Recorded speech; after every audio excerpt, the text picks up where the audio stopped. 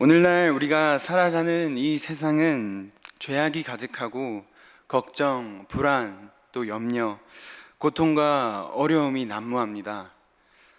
그래서 수많은 사람들은 아무런 이유 없이 그저 치열하게만 살아가다가 삶에 어떠한 위기가 찾아오고 또 고난이 찾아오고 그러다 실패하고 좌절하며 방황하기도 합니다.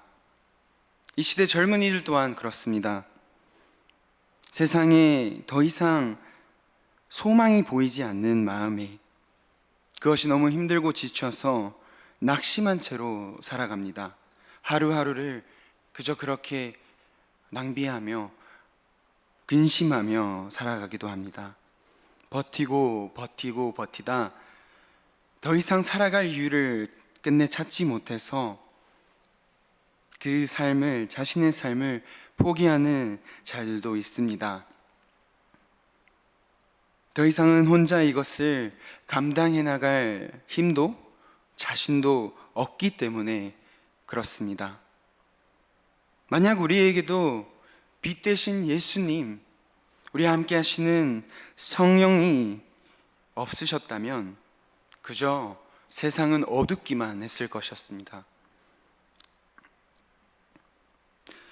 모든 상황 가운데 나와 정말 함께 하시는 임마누엘 하시는 하나님이 없었다면 어렵고 고통스럽기만 한 이 세상, 그 세상에서의 삶을 힘들어하기만 하며 살아갈 이유를 찾지 못했을 것입니다.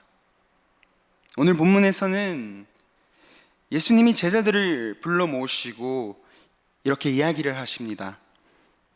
예수님께서는 곧 그들을 떠날 것이라는 말을 나누십니다. 예수님께서는 이 말을 제자들에게 하게 된다면 제자들이 너무나도 두려워하고 또 근심하며 어쩔 줄 몰라 할 것을 이미 알고 계셨습니다. 그래서 예수님께서는 제자들이 예수님이 떠나는 세상, 예수님이 그들과 함께 머물러 있지 않는 이 세상에서의 삶을 두려워하지 않도록, 그들이 실족하지 않도록 미리 모든 것을 알려주시며 제자들을 안심시켜 주십니다. 예수님께서 이렇게 말씀하십니다.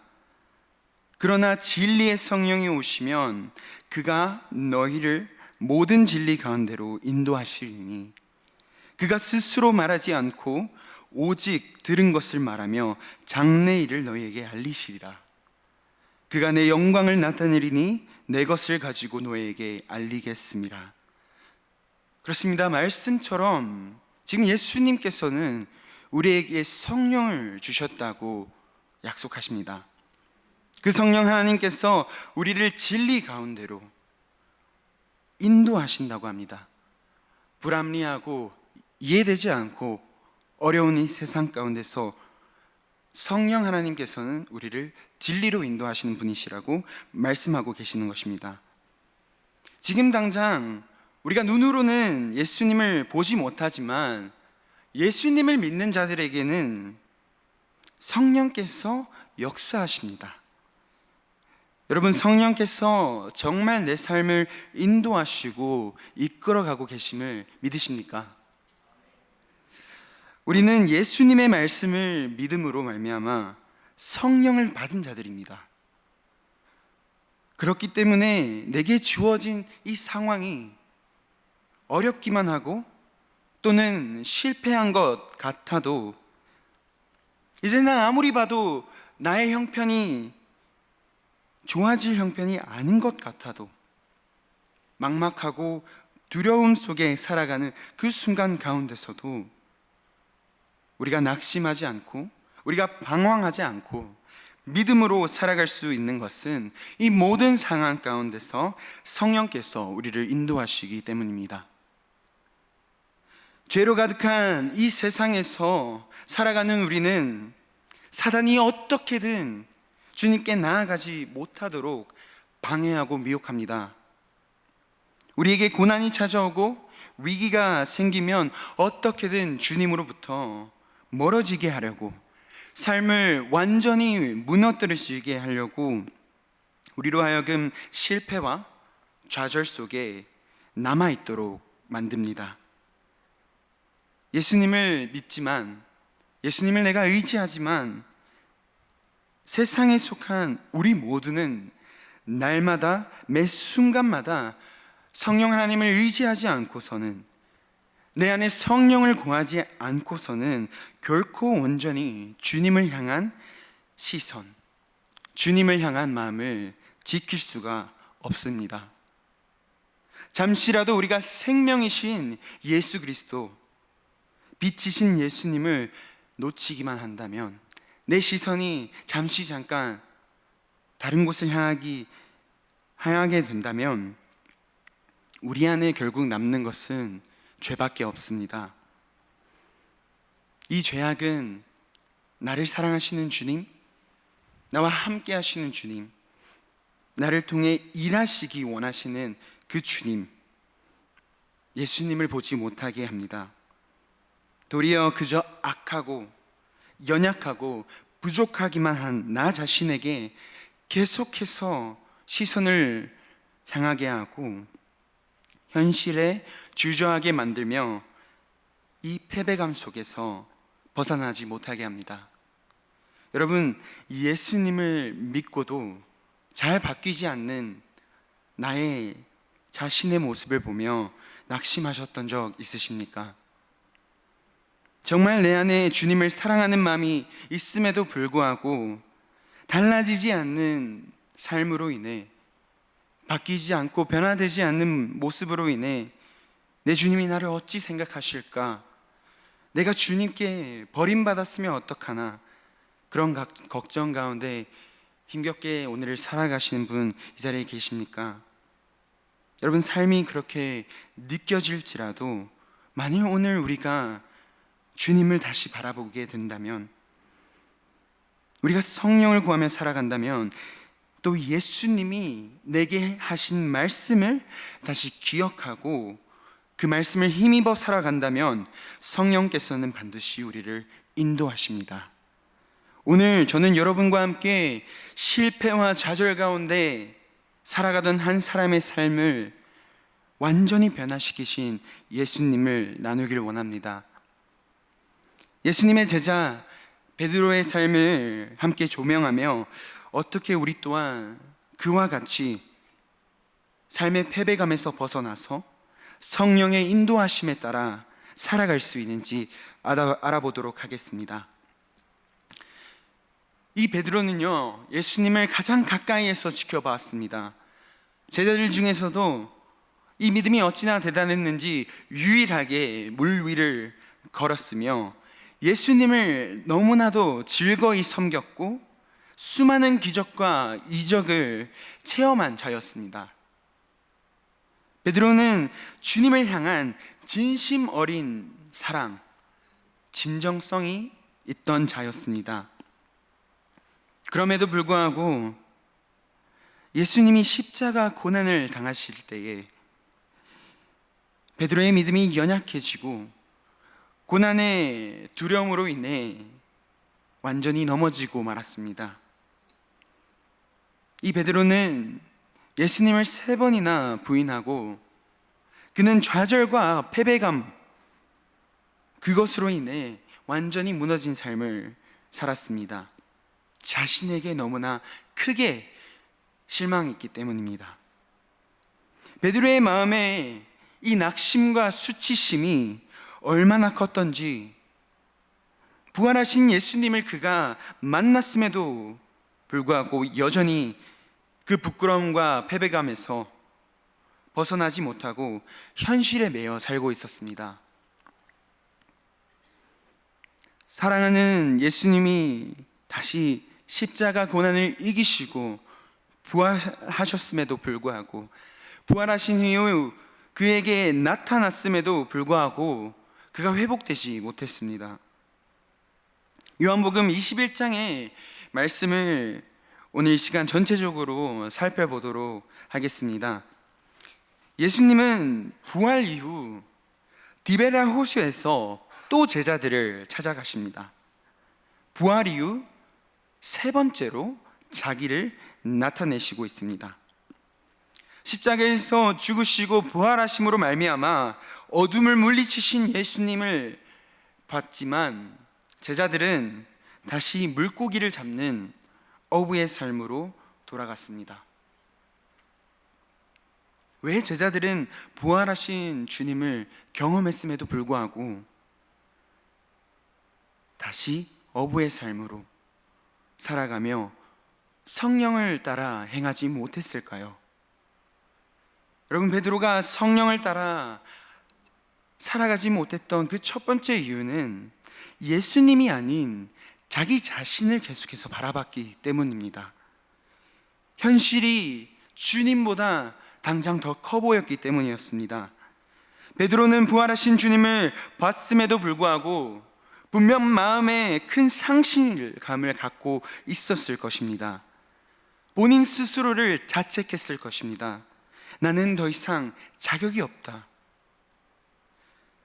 예수님을 3번이나 부인한 나는 주님을 볼 명복도 없고 제자로 살아갈 능력 또한 상실하였다.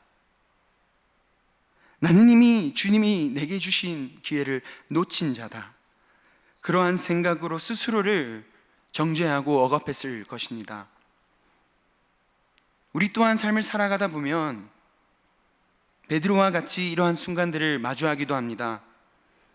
주님을 믿는다는 나의 모습이 너무나 보잘것없어 보이고 예수님의 제자라 하기에 나의 삶이 부끄러워 보이고 하나님의 자녀라 말하기에도 자격 없게 느껴져서 주님 앞에 서면 도망치고 싶은 심정으로 예배도 기도도 힘들 때가 있습니다.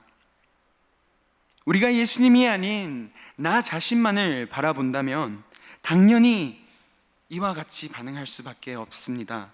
왜냐하면 우리 모두는 죄인이기 때문에, 우리 안에 죄밖에 없기 때문에 그렇습니다.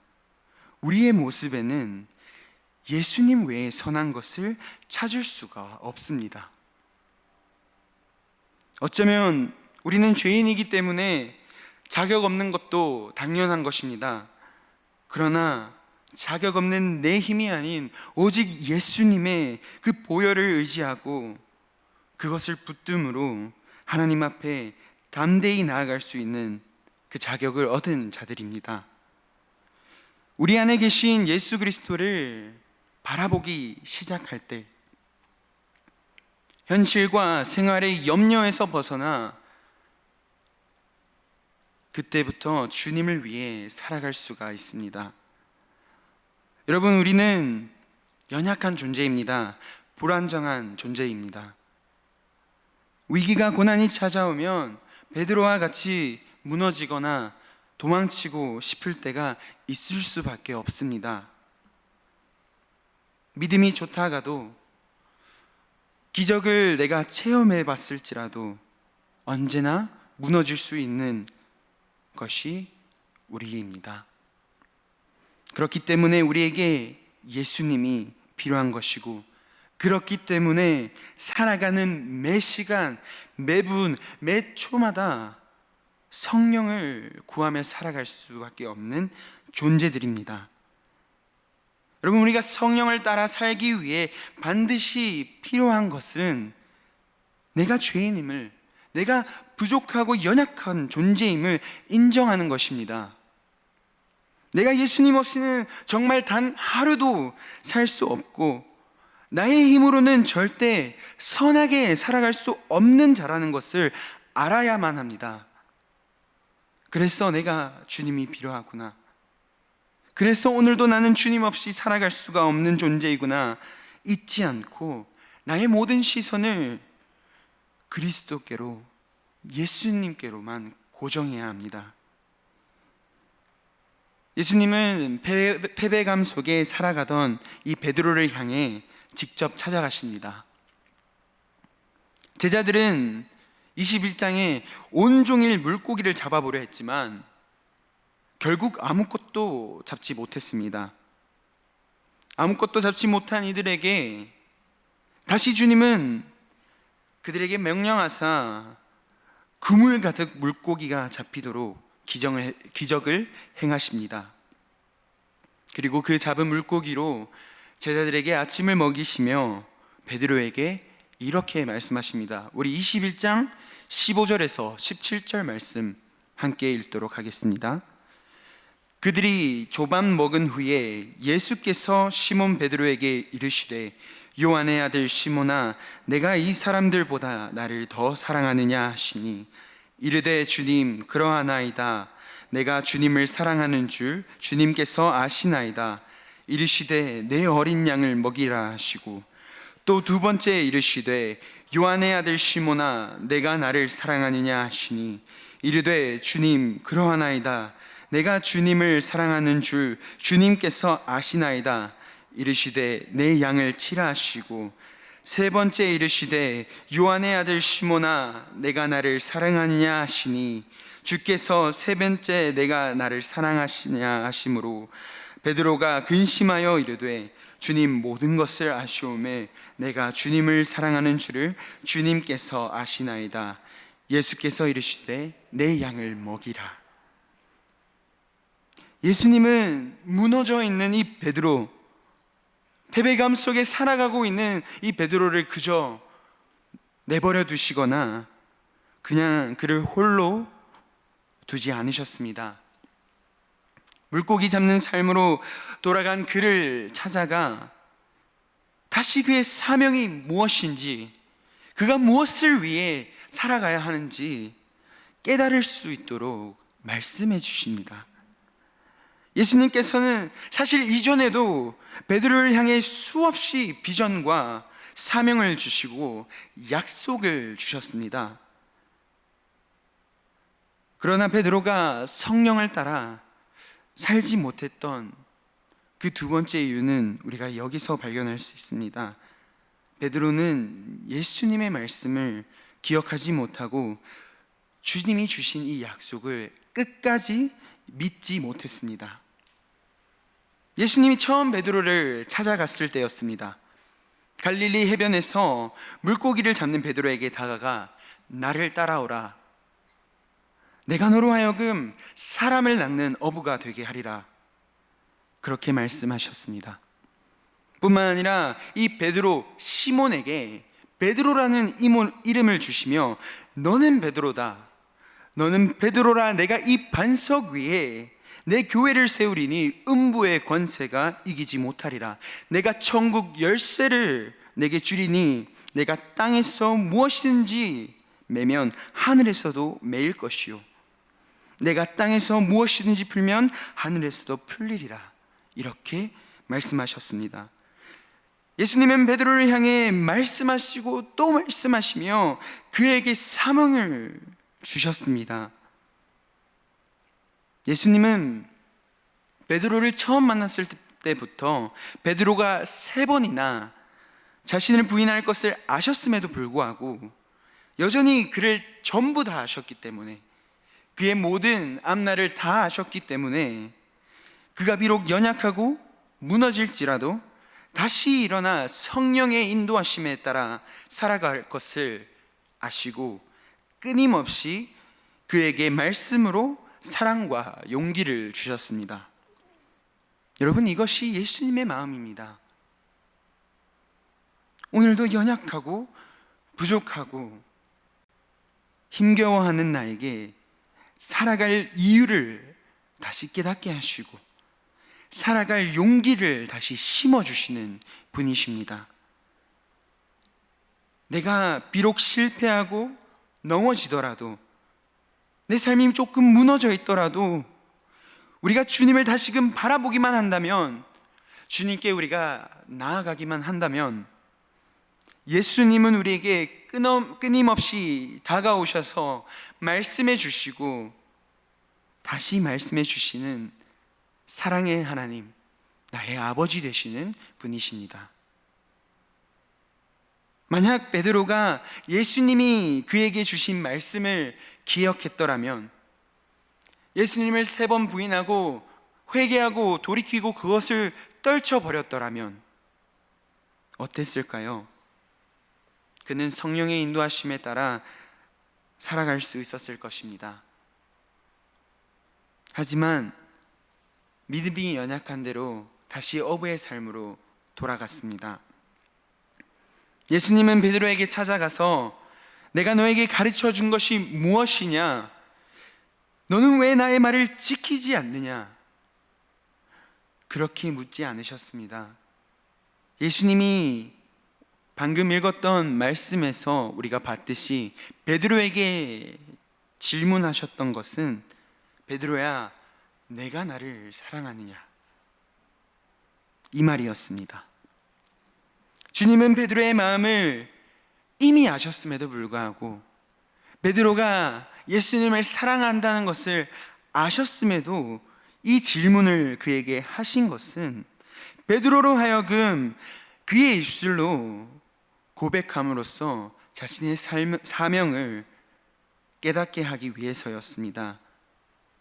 베드로가 대답하되 네 주님 그러하나이다. 주님 모든 것을 아시오매 내가 주님을 사랑하는 줄 주님이 아십니다. 베드로가 입으로 그것을 고백하게 함으로써 예수님께서는 그를 이렇게 위로하십니다.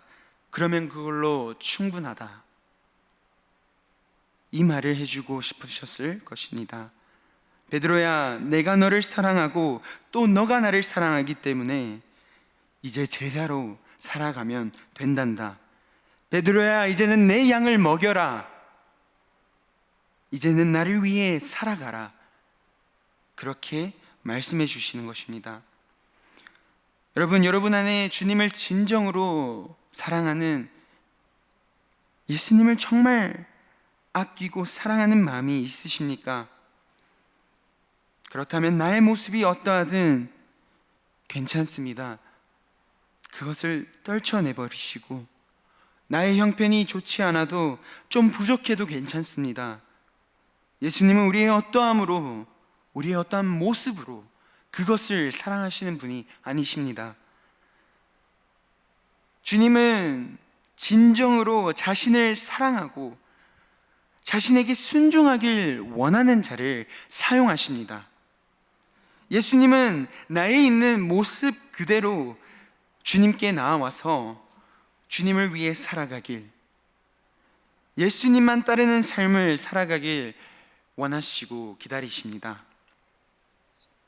예수님이 베드로에게 내 양을 먹이라 하시고 또 나를 따르라 말씀하셨을 때 베드로는 말씀 앞에 망설이며 머뭇거렸습니다. 우리 21장 19절에서 22절 말씀 함께 보도록 하겠습니다. 제가 읽겠습니다. 이 말씀을 하심은 베드로가 어떠한 죽음으로 하나님께 영광을 돌릴 것을 가리키심이라. 이 말씀을 하시고 베드로에게 이르시되 나를 따르라 하시니 베드로가 돌이켜 예수께서 사랑하시는 그 제자가 따르는 것을 보니 그는 만찬석에서 예수의 품에 의지하여 주님을 파는 자가 누구오니까 묻던 자더라. 이에 베드로가 그를 보고 예수께 여짜오되 주님, 이 사람은 어찌 되겠습니까? 예수께서 이르시되 내가 올 때까지 그를 머물게 하고자 할지라도 내게 무슨 상관이냐? 너는 나를 따르라 하시더라. 베드로는 예수님의 부르심 앞에 즉각적으로 순종하지 못했습니다. 그가 이 성령을 따라 행하지 못했던 마지막 이유는 두려움으로 인해 예수님이 아닌 다른 사람에게 시선을 뒀기 때문입니다. 베드로는 예수님의 말씀에 집중하지 못하고 제자 요한과 자신을 비교하기 시작했습니다. 예수님은 분명히 베드로를 향해 너는 나를 따르라 하셨지만 이 주님의 음성에 그가 집중하기보다 또다시 현실에 보이는 요한에게 시선을 향했습니다.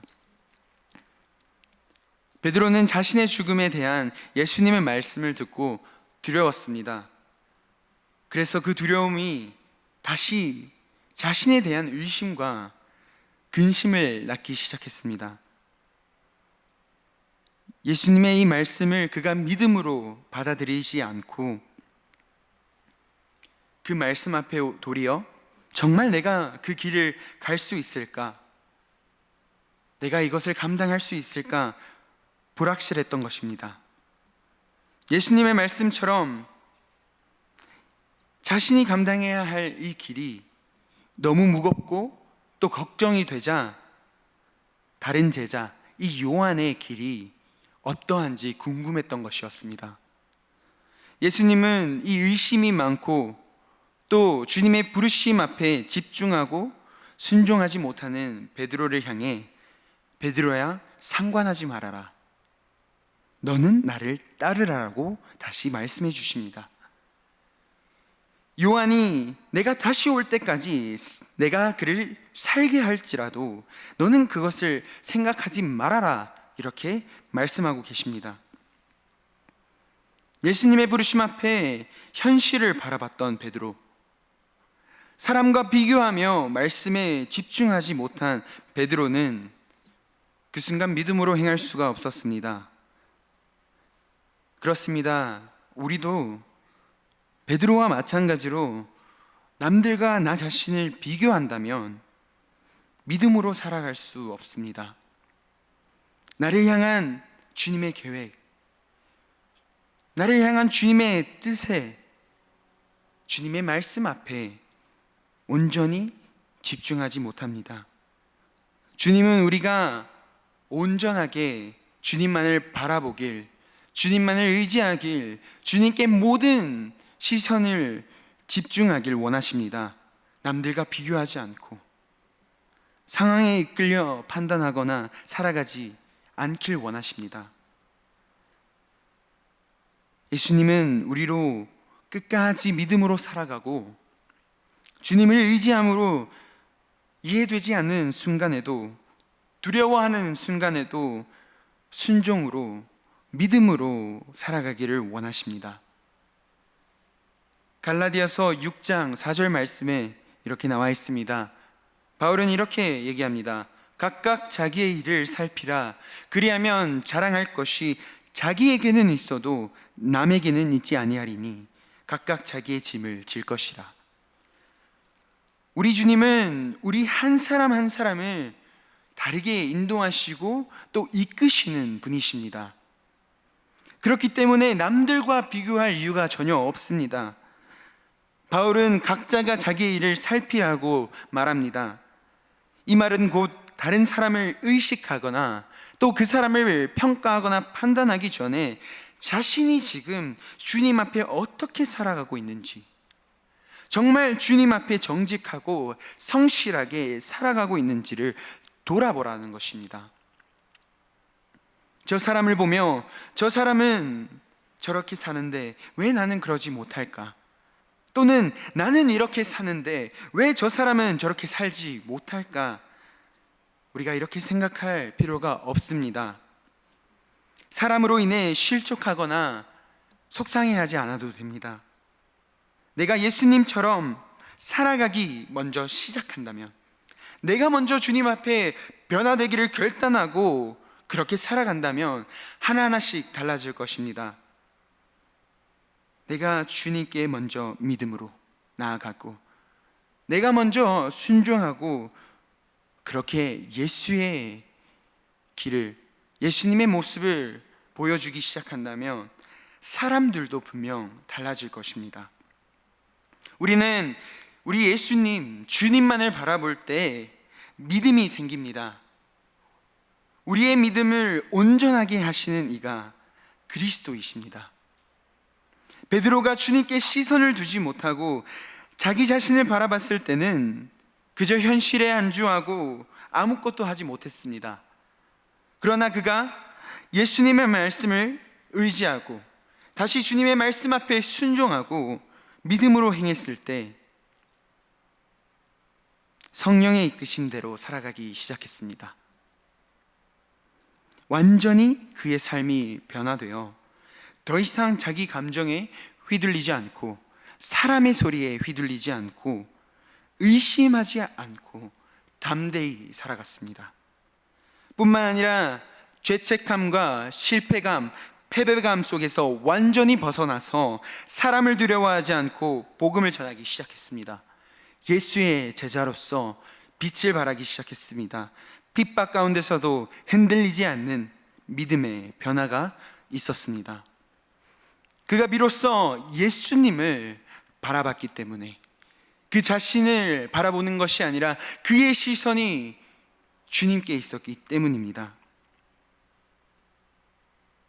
주님의 약속하심을 그가 다시 기억했고 예수님의 말씀을 믿고 따랐기 때문에 베드로가 변화되었습니다.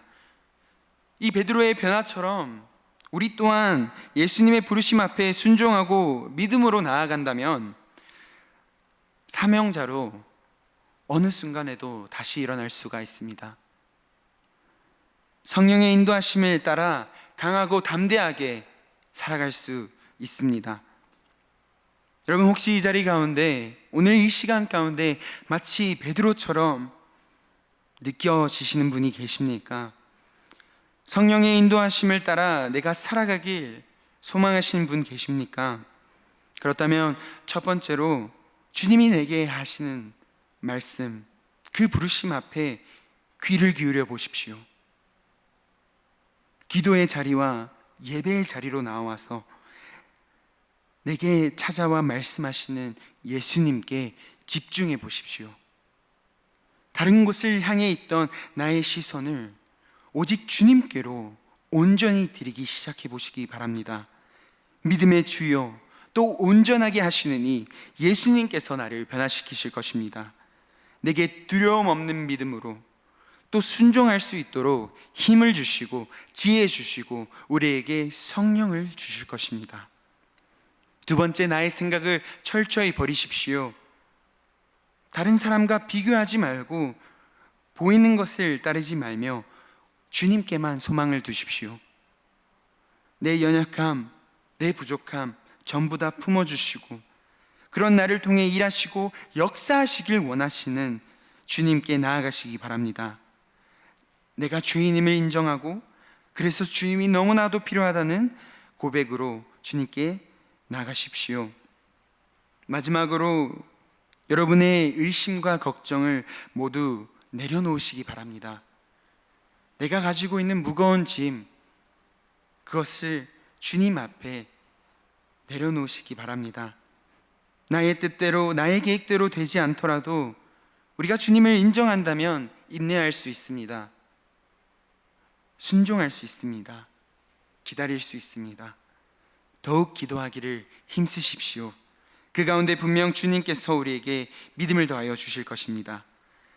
내 안의 한계를 뛰어넘기 위해서는 무엇보다도 이 믿음이 필요합니다. 주님의 약속을 기억하기 위해, 말씀을 힘입어 살아가기 위해 우리가 날마다 말씀 앞에 나아간다면 그 말씀의 능력을 힘입어 어떤 고난도 이겨낼 것입니다. 말씀을 맺도록 하겠습니다. 여러분, 예수님은 우리에게 성령을 주셨습니다. 우리가 성령 충만함을 힘입어 살아갈 때 성령은 우리를 진리로 인도하십니다. 우리가 갈 바를 잘 알지 못할 때에도 불안해하고 과연 이 길이 괜찮은가, 과연 내가 잘하고 있는가 염려할 때에도 우리가 성령을 의지하고 그분에 붙들려 살아간다면 우리는 그의 이끄심과 인도하심에 따라 주님을 위해 살아가게 됩니다. 제자로서 살아가게 됩니다. 성령을 힘입어 담대하게 살아가시길 바랍니다. 그가 우리를 진리로, 그가 우리를 가장 좋은 길로, 가장 완전한 길로 인도하시는 것을 믿고 주님께 늘 붙들려 살아가는 저와 여러분 되시길 간절히 소망합니다.